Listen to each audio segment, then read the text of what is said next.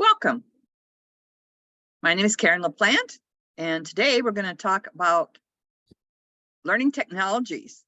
So this is Chapter 7 from our Online Course Design Institute and Chapter 7 in our book.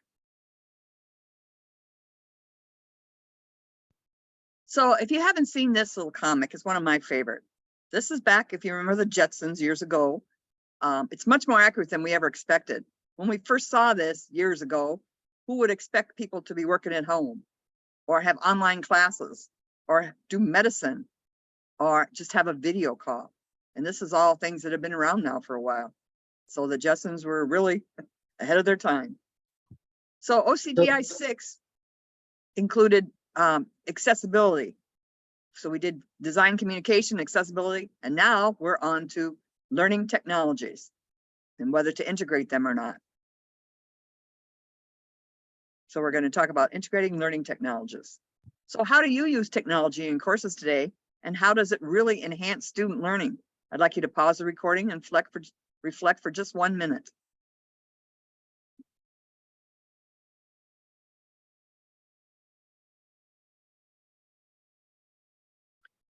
Students today have access to information like they've never had before. Faculty have even greater opportunities to connect students with this information and harness the power of such a large network of communication at their virtually fingertips. So this was a 2022 Students and Technology Report, Rebalancing the Student Experience. Okay, so you can see everything from unstable internet connections down to not being able to access my primary device. It's not configured right, physical damage. So many have experienced this, some have experienced it, and some have not experienced it at all. So it gives you an idea of that have not experienced this is getting to be a larger area now. So, you know, up in the 60s and 70%. The newest thing on the horizon right now is AI, and AI has applications all throughout the world and in education. It is what we call a work in progress. Okay, there's AI for helping you fill out or create a test, AI to help you create an outline for a paper you're going to write or a course you're going to design. So AI in education can be used in lots of different ways, and we have a whole other video on the types of things you can do with this. But as you can see, it can be used in speech, 3D, encoding, imaging, all sorts of ways you can use AI in the world today. These are some other ways, okay? That's another chart to look at, okay? And presentations. The growing share of Americans say they use YouTube, but Facebook remains one of the most widely used among US adults, okay? But if you look at some of this in the younger age group, things like Snapchat are used a lot more. So Facebook is kind of leveled out and new things are popping up. Familiarize yourself with what your college, university, or campus learning technologies, what they have available. Integrate the sources necessary to develop more interactive lessons into your teaching practice. And formulate your technology learning plan. So come up with a plan for each of your courses on what technology to use and when to use it. Remember, course technology is scaffold, much like content and skill development. What works for one course may not meet the needs for your other courses. Classroom management software tends to work more broadly across courses. So don't use technology just to use it, okay? So ask yourself the following as you assess your course's technology needs. What student learning needs will technology meet? What can't I do now that technology will allow me to do? How can technology help me better get information to my students? Will the technology improve the quality of my course? And what technology will my students be using in the workplace? That's a very important one. This is my biggest thing. To tech or not to tech? Technology gives students, only use technology if it'll give students better practice, methods, or access to the information or experience that will help them master the learning outcomes better than they currently do now. Students need to work with the technology found in the workplace that you are preparing them to enter. Students should learn or remain current with widely used technological innovations. Active learning and student retention and engagement are always priorities, and certain technology does stand to improve them. Technology really shouldn't be the tail wagging the dog. It needs to blend into what you want students to demonstrate, help better deliver learning to meet your course outcomes, and remember that big dream. New technology often needs to be taught to students. You can't assume they will just adapt to an unfamiliar technology. Some will and some will not. Unless demonstrating the use of the technology itself is a course outcome, students need to be comfortable using this technology to better master the content outcomes. Otherwise, is your assessment measuring a lack of content mastery, or is it identifying difficulty in using this new learning technology?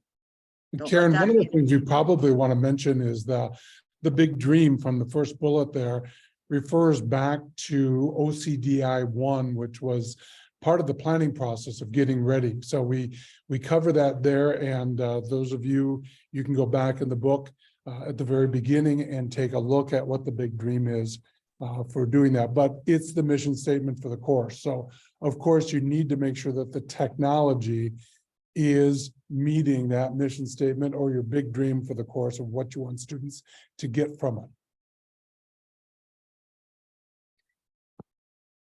So you can start by creating a list of technologies to communicate with students using course shell, syllabus, announcements, and or email. Explain how the technology will deliver the best learning activities to meet course outcomes, or how students will use the technology in the workplace. Textbook, especially textbook publishers, may have technology such as downloaded programs or cloud-hosted software. I know I teach an intro to computers for medical people, and we have medical app that we can use that will simulate what they're doing when they get out in the work field. If you do need software installed on your computer or on teacher stations in classrooms or on student lab computers, be sure to contact your IT department well in advance. Some campuses send out notices each year to determine what software programs need to be on campus computers. So really plan ahead. Considering the following requirements as you develop your technology plan. On how many types of devices will this technology work? Okay. Nowadays, not only on a standalone computer, but you need a phone, tablet, okay, or any laptop. Do all your students have access to devices to use this technology? Almost every student has a cell phone, and other than that, we're not sure what they have. How will your students access the software off campus? Is there any assistance to help them downloading and installing? How will they access the software? And is there a cost to the students? Because failing to make sure students can access software can frustrate students. Technology expectations and specifications should be listed in the course description if possible, or in the notes online, so your students will see what is needed when they register, and they should definitely be in your syllabus.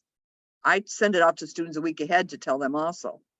Although the general consensus is today's students are all computer or device savvy, just because they're using apps on their phone or chatting or texting doesn't mean they know much more about computers than the apps they're using. Many have very limited knowledge when it comes to educational technology use.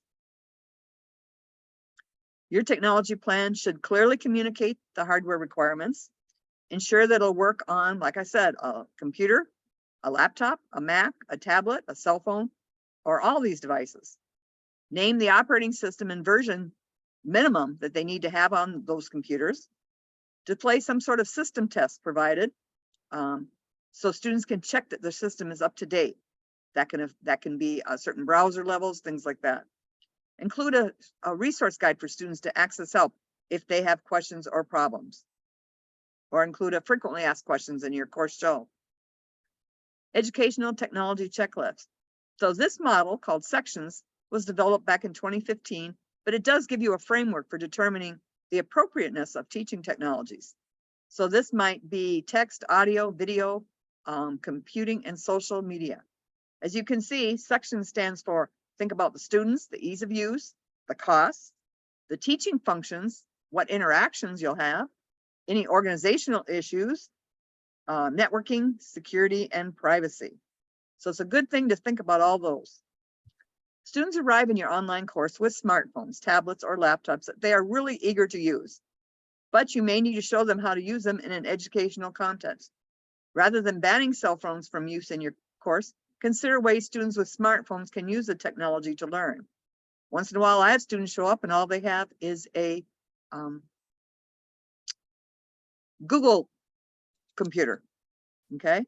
And it locks them out of a lot of things. They brought it up through the high school system and there's not a lot they can do with it.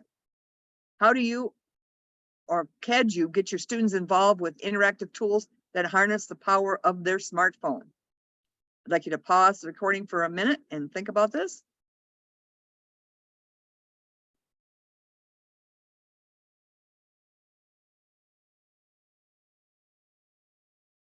So if students have just a cell phone possibly, and not, like I said before, the Chromebooks that many of my students are having difficult with, possible smartphone uses, one of the most popular is polling apps, where you ask a question and they can take their phone out and hit the answer. Students like to use their cameras and phone apps to complete assignments, make short little quick videos. Instant research, they can look up resources to help complete their assignments. Digital note-taking is a big one, okay? Or just scanning on the go. So those are reasons that students could use a phone in class, a smartphone in class, and have it be interactive and productive. Reimagine the use of technology. So your role in the use of technology, because effective leaders are not always out in front. You can think about flipping the classroom, where the students view the video or read the material or practice the skills before class. And then they discuss or demonstrate skills via posted videos or written discussions. Their virtual field trips are very popular. Simulations and game-based learning.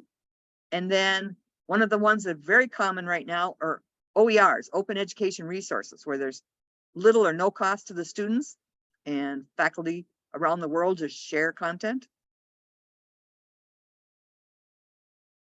Trust students, not technology. So remember, if you want to prevent cheating, cheating occurs when the focus is on scores rather than on learning. So if you design authentic assessments and assignments, that will help prevent it. When there is increased stress, pressure, or anxiety, so be transparent about the purpose of your assignments and assessment. When there's a lack of focus on academic integrity, trust, and relationship building, be trustful and respectful relationships with your students. The material is not perceived to be relevant or even valuable to the student. So shift from high stakes testing to low stakes mastery of learning. There is a perception that other students are doing it. So you need to educate students about academic integrity and ethics, including copyright and plagiarism. Design assessments and assignments that are focused more on authentic student work rather than just online testing can help to diminish the ability to cheat. The use of Turnitin and Respondus lockdown browser and monitor can help assist with online cheating. Smartphone videos of students working with material, completing authentic assignments can do the same. Many students copy and paste digital content as they post on social media because it seems to be an accepted practice. The standard practice students are used to in social media is that everything is really fair game. So teaching students to use technology responsibly is really part of the learning process. Students tend to skip over the proper way when they don't have something, know how to do something. So address your expectations in the academic integrity and etiquette portions of your syllabus and course shell. Those are very important things to do, okay? Reminders on assignments. Point to these policies will demonstrate how important you consider them, or make it part of the grading rubric. Students have spent thousands of hours on social media, so you build a better understanding for students to help them balance their practices. Faculty may want to instill deeper integrity in our students. Proper writing shouldn't be expected only in English writing classes. They need to learn to cite their sources. That's part of a professional code of conduct that needs to start in all of our courses and continue as a life skill that they demonstrate in the workplace. There will always be new technologies to use in teaching. Smartphones and other devices using facial recognition, fingerprint activation will help our ability to know who our learners are and authenticate their work. Virtual environments may assist us in delivering simulation experiences in the classroom and in the homes of learners. Smartwatches monitor our movement and vital signs, access our email, connect to our phones. Phones can record visual data, provide access to research sites, and offer connectivity almost anywhere, are prompting new applications that make learning instantaneous. We are able to talk with people worldwide in real time. So according to 𝐒𝐲𝐧𝐬 a couple years ago, virtual assistants are expected to be used for research, tutoring, writing, and editing. Virtual tutors and virtual facilitators will soon be able to generate customizable and conversational learning experiences currently found in a variety of adaptive learning platforms. So when computers using 3D printing and artificial intelligence, robots vacuuming our floors, robot pets, and more, the tricorder scanners on Star Trek and the lifestyle of the Jetsons are much closer to reality, so learning will follow suit. Imagine students going to the replicator to create three-dimensional artifacts from archaeological digs or parts of the anatomy for study. Right now, they're using 3D printers for rocket ships, 3D printers for guns, 3D printers in hospitals for surgery, for limb replacement. As technology progresses, we'll be able to use all of our senses to enhance the learning experience. Embracing change and new ways of learning will provide you with opportunities to keep your course current and your students actively engaged. Start with what you need today to solve the high priority learning challenges as you dream about what your course might look like in 10 years. So analyze your teaching needs. Examine how learning technologies will better engage your students. Use technology to create significant learning for students and enhance your teaching. Polling how-tos. Polling can be very helpful when you want to get a quick answer on, especially if the class is all online. If you're online at the same time in a Zoom lecture, it's great for being able to make sure the class is with you on every point or what their background is, demographic, whatever. Polling works really, really well, but you have to have the questions up front and they have to be very clear. Karen, why don't you stop the recording? I thought you were going to fill those parts in. Okay. We didn't talk about those.